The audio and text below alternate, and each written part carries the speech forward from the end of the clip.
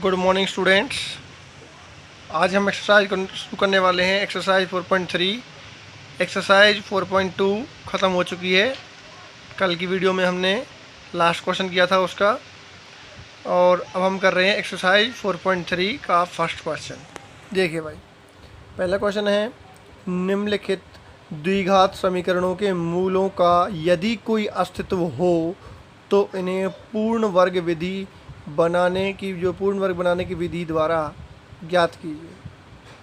ठीक है, द्विघात समीकरण दे रखी है, उनका यदि मूलों का अस्तित्व संभव हो तो उन्हें पूर्ण वर्ग विधि से सरल करना है। अगर अस्तित्व संभव नहीं है तो पूर्ण वर्ग विधि से हल नहीं करना है उसे। ठीक है, तो सबसे पहला क्वेश्चन है 2x² - 7x + 3 = 0। ये क्या है? द्विघात समीकरण है। कैसे जाना हमने? इसकी घात 2 आ रही है, ax² + bx + c = 0 के रूप में लिखा हुआ है। तो आपको द्विघात समीकरण दी हुई है, तो वो हमें बताना है यदि अस्तित्व संभव हो तो उन्हें पूर्ण वर्ग विधि से हल करें। तो सबसे पहले हम क्या करेंगे, हम उसका अस्तित्व चेक करेंगे। कैसे चेक करेंगे? उसका विभक्तर निकालेंगे हम। ठीक है, डिस्क्रिमिनेंट निकालेंगे, डी निकालेंगे। डी बराबर b² - 4ac। डी बराबर b² - 4ac होता है विभक्तर।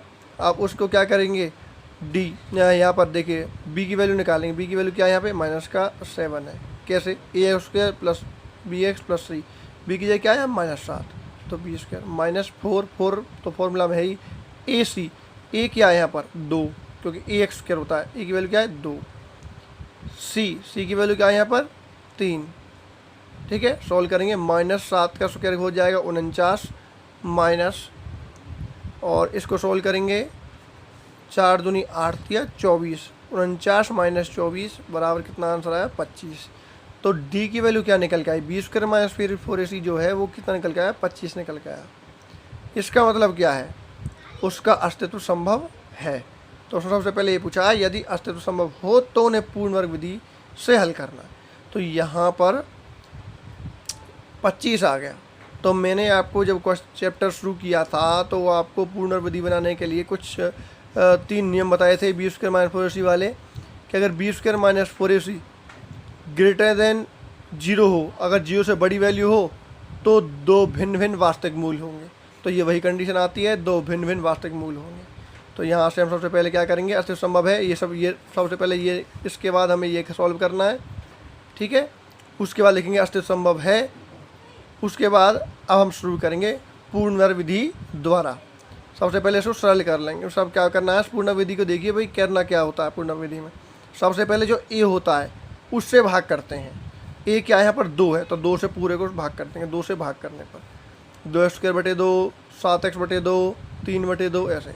अब 2 से 2 कट जाएगा, -7/2 x + 3/2 = 0। पहला स्टेप, सबसे पहला स्टेप तो आपका ये है, जो a होता है उससे भाग करते हैं। यहाँ 2 था तो 2 से कर दिया, अगर मान लो यहाँ 3 होता तो 3 से भाग करते, अगर मान लो यहाँ 4 होता तो 4 से भाग करते। ऐसे पहला स्टेप हो गया। यहाँ पे स्टेप बाय स्टेप देखना भाई।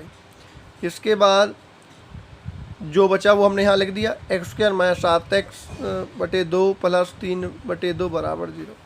अब नेक्स्ट स्टेप देखिए, नेक्स्ट स्टेप में क्या होगा, जितना बचा हुआ वो तो सेम टू सेम लिख देना है, x² - 7/2 x + 3/2। अगला स्टेप जो है यहाँ पे ध्यान रखेंगे, जो आपका यहाँ बन जाता है, ये क्या था यहाँ पर? b था ना, bx। तो जैसे ही हमने 2 से भाग किया तो जो a था वो इसके बटे में आ गया b के में, तो ये बन गया b/a बन गया था।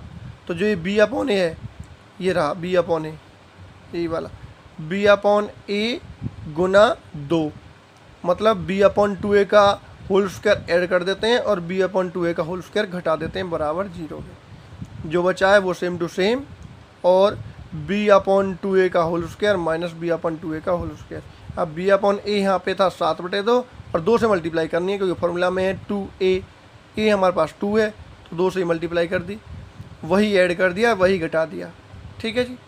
इसके बाद अब अगला स्टेप जो होगा उसमें ध्यान देंगे, ये यों के तो ही लिख दिया, ये भी यों के तो ही लिख दिया। अब यहाँ पर क्या है, इसका मतलब इसको 7 के साथ रहने दिया, 2 × 2 क्या है? 4, तो 7/4 का होल स्क्वायर माइनस, ऐसे इसको भी लिख दिया 7/4 का होल स्क्वायर बराबर 0।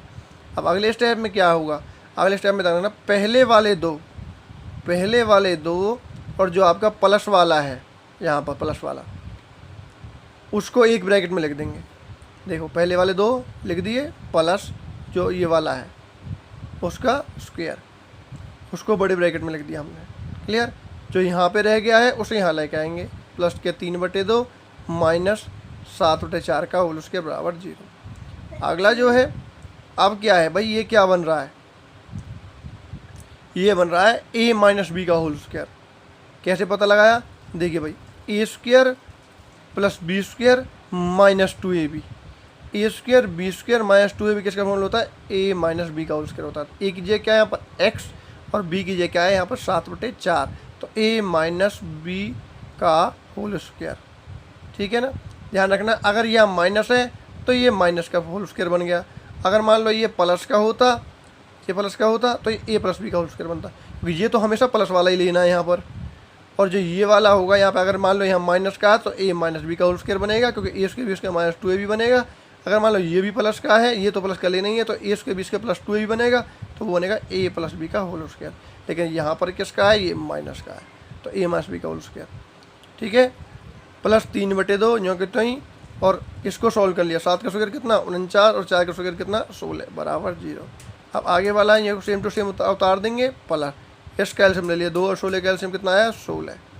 अब इसको सरल करेंगे, 2 × 16 8 या 24 माइनस, अब 16 कम 16 और 1 से गुना करेंगे इसके 49 बराबर 0। ये वाला जो कितना लिख दिया? x माइनस 7/4 का होल स्क्वायर माइनस 49 में से 24 घटा दिया भाई, कितना आया? माइनस का 25/16 आ गया। ठीक है? माइनस का 25/16। अब आगे स्टेप, अगला स्टेप यहाँ पे है, x माइनस 7/4 का होल स्क्वायर तो था ही यहाँ पे, जो 25/16 यहाँ माइनस का था, इधर राइट में जाने के बाद हो गया प्लस का 25/16। अब x माइनस 7/4 बराबर, अब जैसे ही ये स्क्वायर हटेगा यहाँ से तो इस पर अंडर चढ़ जाएगा और आएगा प्लस माइनस का निशान। अब प्लस माइनस का निशान ही क्यों आएगा? प्लस माइनस का निशान इसलिए आएगा भाई, जब भी हम किसी चीज़ का वर्ग करते हैं तो वो सेम होता है। जैसे मान लो -4 का स्क्वायर करेंगे तब भी 16 आएगा, और 4 का स्क्वायर करेंगे तब भी 16 आएगा। मतलब माइनस से कोई फ़र्क नहीं पड़ता, माइनस का अगर हम किसी को स्क्वायर करते हैं तो प्लस का ही आता है। तो इसका मतलब ये है कि जो यहाँ पे जो वैल्यू आएंगी वो प्लस की और माइनस की दोनों हो सकती हैं, क्योंकि उसका स्क्वायर करने पर होगा। तो ये आप देखिए, x माइनस 7/4 प्लस माइनस 25 का हो जाएगा 5 और 16 का हो जाएगा 4, 25 का रूट 5 और 16 का 4। अब x माइनस 7/4, ठीक है। अब यह प्लस माइनस का 5/4 था, उसका क्या मतलब, एक बार प्लस का 5/4 लेंगे और एक बार माइनस का 5/4 लेंगे, दो वैल्यूज आएंगी। तो x माइनस 7/4 बराबर 5/4, एक बार हमने प्लस की ले ली, तो x बराबर 5/4 तो प्लस का है ही, ये माइनस का 7/4 इधर जाएगा तो क्या हो जाएगा प्लस का 7/4। एलसीएम क्या आया 4, 7 और 5 12, 12/4 4 तिया 12, तो x की वैल्यू एक तो आई 3। दूसरी कंडीशन क्या है, दूसरी कंडीशन में मैंने यहाँ पे ये प्लस का लिया था, अब की बार 5/4 को लूँगा मैं यहाँ पे माइनस का, x माइनस 7/4 बराबर माइनस का 5/4, और ये तो माइनस का है ही यहाँ पर, ये जो यहाँ से माइनस का जाके इधर हो जाएगा ये प्लस का, एलसीएम 4 और माइनस का 5 + 7, ठीक है। और यहाँ से 7 में से 5 गए तो 2, 2/4 काट देंगे तो क्या आएगा 1/2। तो भाई यहाँ पर x की वैल्यू क्या आई 1/2 और यहाँ पे वैल्यू आई 3। ये दोनों ही अंतर अलग अलग कैसे आए हैं, क्योंकि यहाँ पे तो मैंने प्लस का 5/4 लिया था और यहाँ पे मैंने माइनस का लिया है, क्योंकि यहाँ पे दो वैल्यू निकल के आती है, मैंने पहले निशान बता दिया है। स्क्वायर हटेगा प्लस माइनस का निशान आएगा, एक वैल्यू आएगी प्लस की एक माइनस की, यहाँ पे प्लस माइनस के लिखे जाएंगे, एक बार प्लस से सॉल्व करेंगे एक बार माइनस से सॉल्व करेंगे, ठीक है। तो ये हो गई पूर्ण वर्ग विधि से द्विघात समीकरण के मूल निकल के आ गए, कौन कौन से 3 और 1/2, ठीक है। और इस कि जितने भी क्वेश्चन हैं, ये पहला क्वेश्चन है, पहले क्वेश्चन में जो पहला पार्ट है वो मैंने सॉल्व किया है, इसके जितने भी पार्ट हैं सभी इसी प्रकार सरल करने हैं, इसको पूर्ण वर्ग विधि कहते हैं। ध्यान से स्टेप बाय स्टेप सभी को समझना और फिर देखना इसको करके, इसके बाकी पार्ट ऐसे ही देखने हैं आपको करके, ठीक है। सबसे पहले आपको उसका अस्तित्व चेक करना है, ये वाला t बराबर b² माइनस फिर उसी। अब यहाँ पर अगर ग्रेटर देन 0 है तो आगे सॉल्व करना है, अगर बराबर 0, अगर मान लो यहाँ पे 0 वैल्यू आ जाती तब भी आपको सॉल्व करना है, दो बराबर मूल होते तब यहाँ पर दोनों वैल्यू सेम आती, ठीक है, दोनों वैल्यू सेम आती बराबर 0 पे। अगर लेस देन 0 है, मान लो माइनस की वैल्यू आ जाती तो अस्तित्व संभव नहीं था, और फिर से हम आगे सरल नहीं करते, क्योंकि इसने कहा अगर अस्तित्व संभव है तो उन्हें पुनर्विधि से हल करिए। ठीक है, थैंक्स।